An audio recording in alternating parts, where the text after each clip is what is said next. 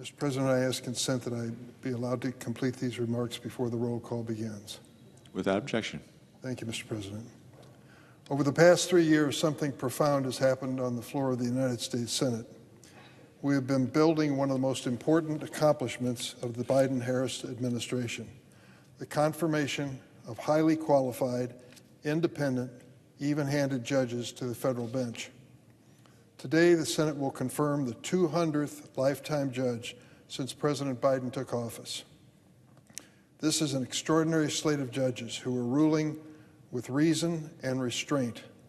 These judges respect the rule of law, adhere to precedent, and above all, answer only to the Constitution. I've served on the Senate Judiciary Committee for more than 2 decades, including as chair for the past 3 years. During that time, I have been called on to evaluate and vote on over 1,000 judicial nominees that the committee has considered and have been brought to the Senate floor. In my opinion, the record is clear. President Biden's nominees to the federal bench represent the best in our judiciary. They are highly qualified. Not a single one of these nominees, these 200, have failed to be found qualified or well qualified by the American Bar Association. That is a departure from the previous administration's record. I've heard some of my Republican colleagues extolling the quality of those nominees in the previous administration as compared to those of President Biden. So I want to set the record clearly as straight as I can. For each judicial nominee that comes before this Senate, the American Bar Association conducts a nonpartisan peer review that ranks their qualifications. The qualifications are based on integrity, professional competence, and judicial temperament.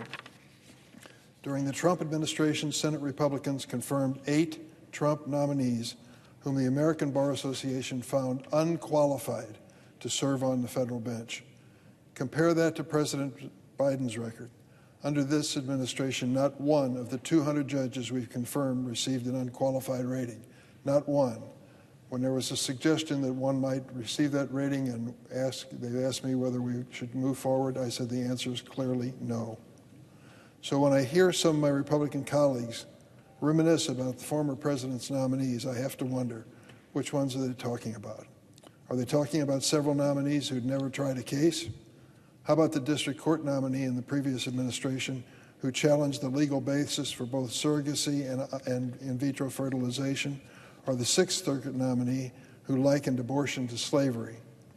And who could forget the Ninth Circuit nominee in the previous administration whose colleagues called him, quote, arrogant, lazy, an ideologue, and lacking in knowledge of day-to-day practice of law? Yet some Republican senators have relied on increasingly absurd criticisms in an attempt to criticize President Biden's nominees.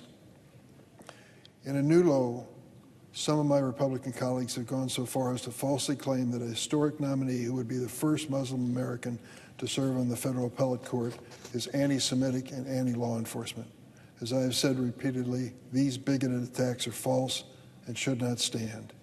Something that stands out about President Biden's nominees, aside from their qualifications and loyalty to the rule of law, is the professional and demographic diversity they bring to the bench.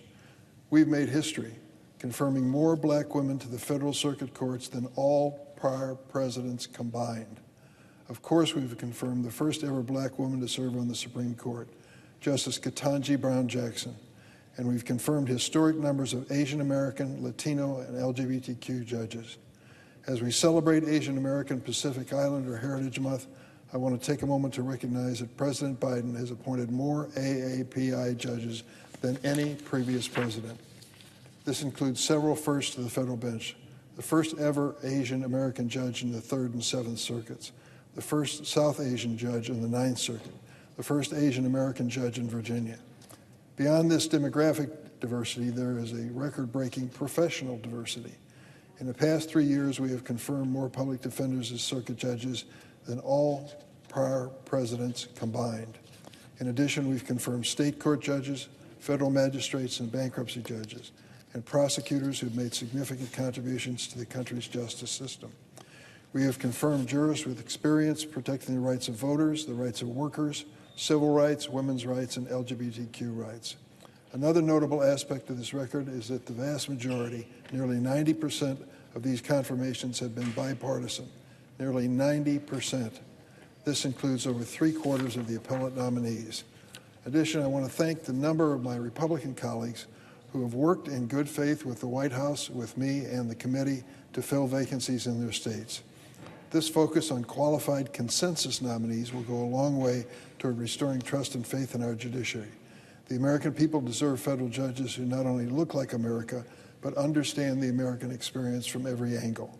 We have accomplished this during the longest evenly divided Senate in history, and now with a narrow majority. We celebrate these 200 judges, but we should not stop here. We will continue elevating jurists who are qualified, principled, and committed above all to protecting the Constitution. The American people deserve nothing less. Mr. President, let me close by saying it's been an honor to serve as chairman of the committee, but our success in bringing these nominees to the floor really belongs to the members of the committee, 10 Democrats and 10 Republicans. Those Democrats in particular have dutifully come to the committee hearings and to the votes and waited patiently for their opportunity to vote and bring these nominees to the floor. We wouldn't be here without them. I salute them and their dedication to the rule of law and our responsibility in the Judiciary Committee, and I yield the floor.